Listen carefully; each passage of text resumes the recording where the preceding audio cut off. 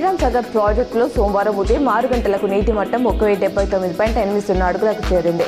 ప్రాజెక్టులో ప్రస్తుతం 44.489 టీఎంసీల నీటి నిల్వ ఉంది.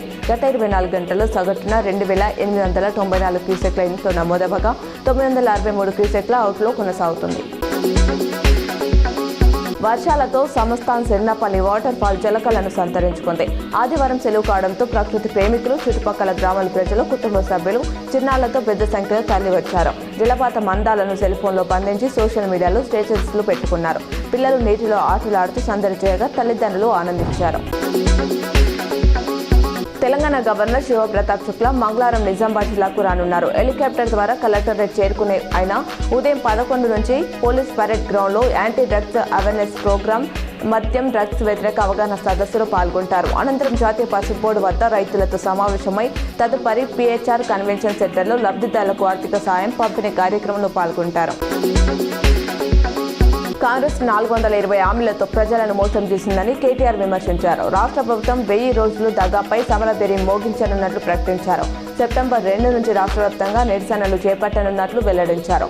కాంగ్రెస్ వైఫల్యాలను ప్రజలకు తీసుకెళ్లాలని కార్యకర్తలకు పిలుపునిచ్చారు. నిజామాబాద్ ఎంపీ అరవింద్ ధర్మపురి వ్యాఖ్యలపై నిజామాబాద్ నగర మాజీ మేయర్ ధర్మపురి సంజయ్ తీవ్ర ఆగ్రహం వ్యక్తం చేశారు. సీఎం రేవంత్ రెడ్డిపై ఎంపీ అరవింద్ చేసిన వ్యాఖ్యలను ఆయన తీవ్రంగా ఖండించారు.